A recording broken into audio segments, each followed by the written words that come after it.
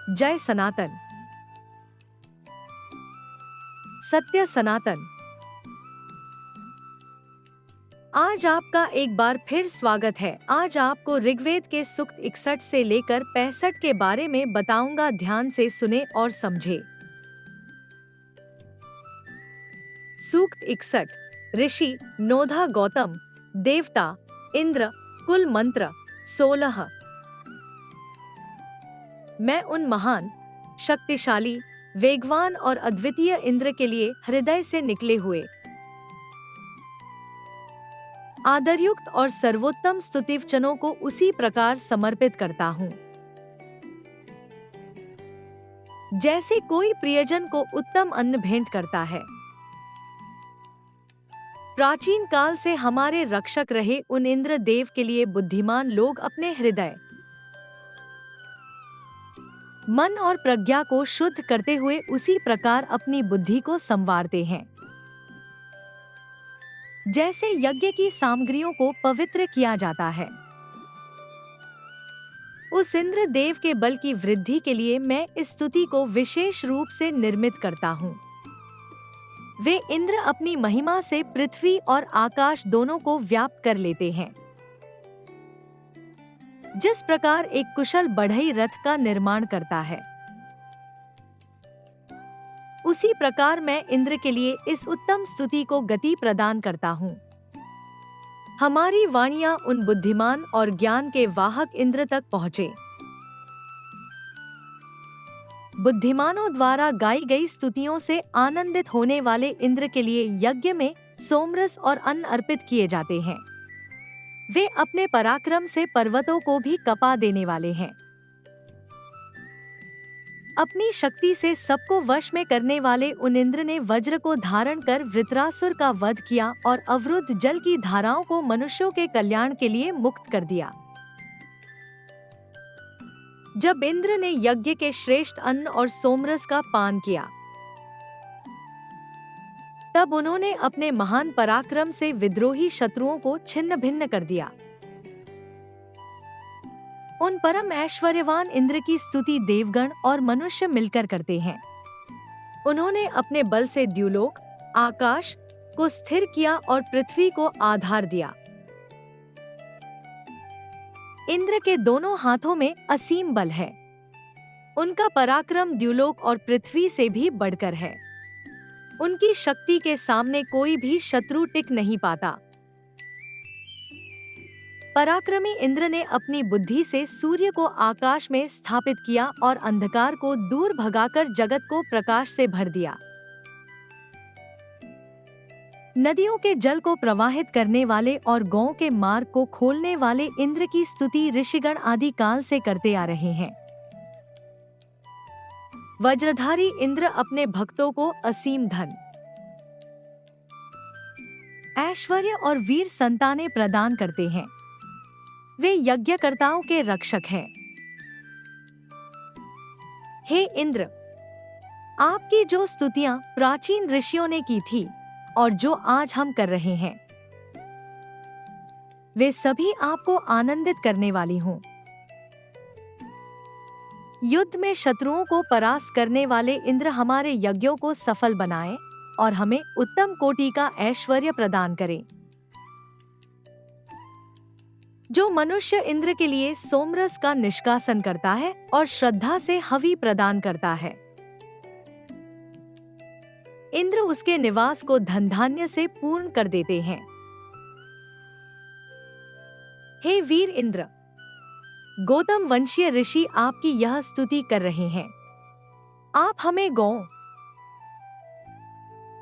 अश्वों और अन्न से परिपूर्ण उत्तम धन प्रदान करें। सूक्त 62। ऋषि नोधा गौतम, देवता इंद्र, कुल मंत्र 13।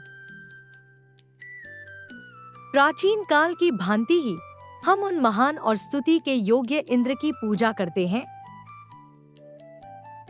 जो यज्ञ के स्वामी हैं और सभी मनुष्यों के दुखों को दूर करने वाले हैं।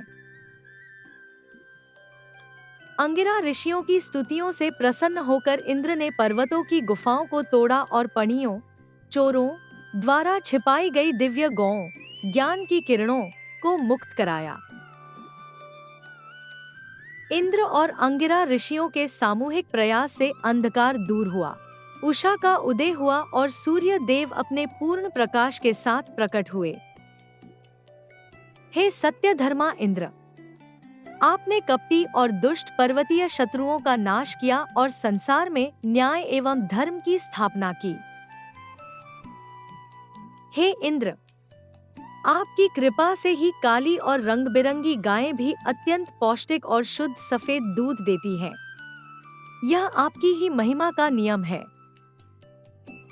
सनातन काल से अचल रहने वाले द्युलोक और पृथ्वी को इंद्र ने अपने अद्भुत नियमों से बांध रखा है,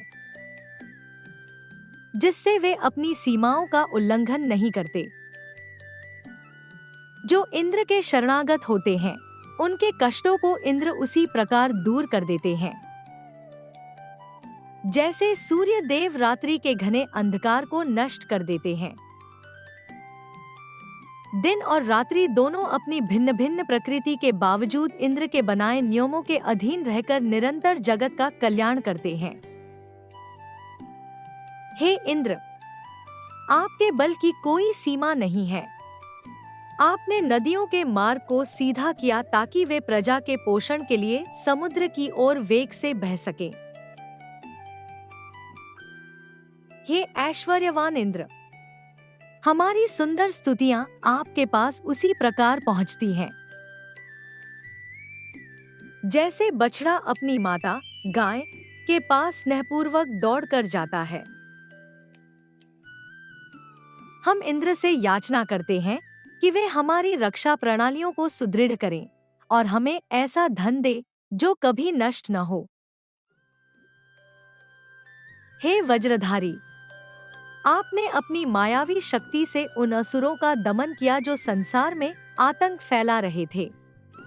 आपका पराक्रम अनंत है।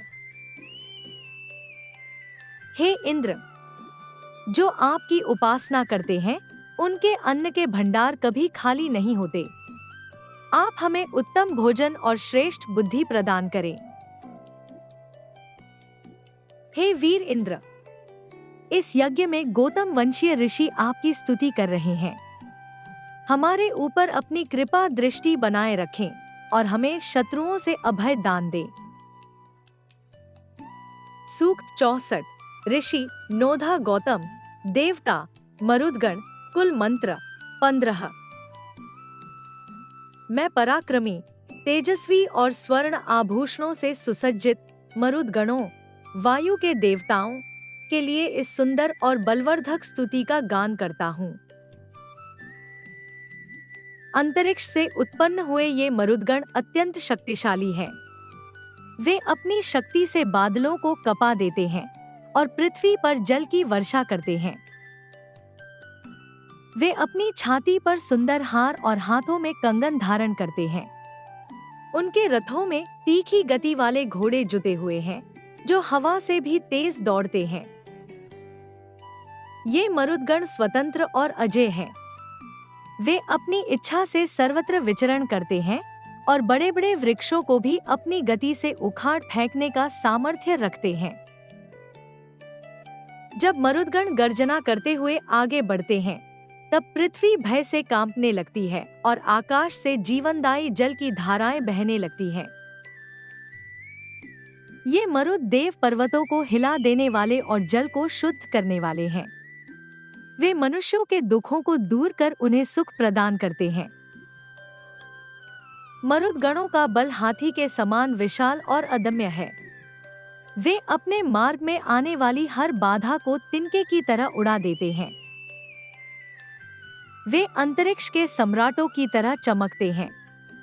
उनकी आभा सूर्य की किरणों के समान दीप्तिमान कल्याणकारी है। हे मरुदगणों, आपके रथ स्वर्ण से निर्मित है और आपके अस्त्र विद्युत बिजली की तरह चमकते हैं।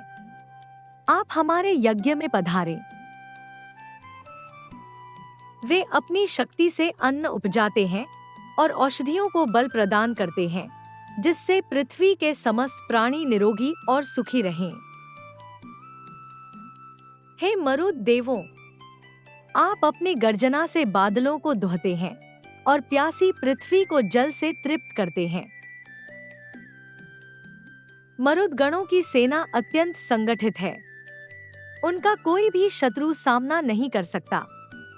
वे अपने भक्तों को कभी पराजित नहीं होने देते। जो मनुष्य मरुत गणों की स्तुति करता है, उसे उत्तम संतान, यश और अपार धन की प्राप्ति होती है। हे मरुत गणों, हमारे द्वारा अर्पित की गई इस हवि को स्वीकार करें और हमारे पापों को क्षमा कर हमें पवित्र मार्ग पर ले चलें।